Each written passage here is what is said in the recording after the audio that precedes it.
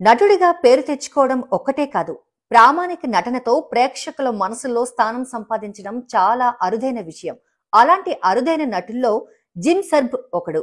కుబేరా సినిమాలో నాగార్జున, ధనుష్ లాంటి స్టార్లకు సమానంగా స్క్రీన్ స్పేస్ దక్కించుకున్న నటుడు జిమ్ సర్బ్. 1987లో ముంబైలో జన్మించిన జిమ్ సర్బ్ పార్సీ కుటుంబంలో పెరిగాడు. ఆయన విద్యాభ్యాసం యునైటెడ్ వరల్డ్ కాలేజ్, తర్వాత అట్లాంటాలోని జార్జియా విశ్వవిద్యాలయంలో జరిగింది.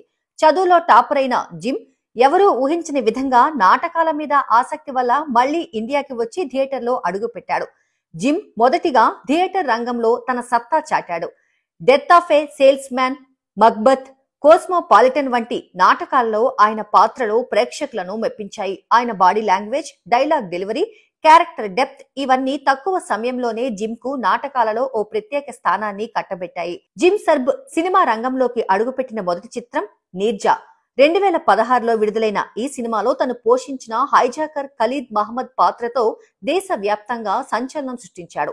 ఆ తర్వాత పద్మావత్, సంజు, గంటూబాయ్ కతియావాడి వంటి బ్లాక్ బాస్టర్లు అతన్ని బిజీ నటుడుగా నిలిపాయి. మరోవైపు made in heaven, rocket boys వంటి వెబ్ సిరీస్లలోనూ నటించారు. ఇక శేఖర్ కమ్ముల సినిమాల్లో విలన్ క్యారెక్టర్స్ పెద్దగా ఉండవు, కానీ ఈ చిత్రంలో నీరజ్ అనే పాత్ర ద్వారా ధనంతో పాటు అహంకారంతో నిండిన వ్యాపారవేత్తగా జిమ్ తన వైవిధ్యమైన నటనతో ప్రేక్షకులను ఆకట్టుకున్నాడు.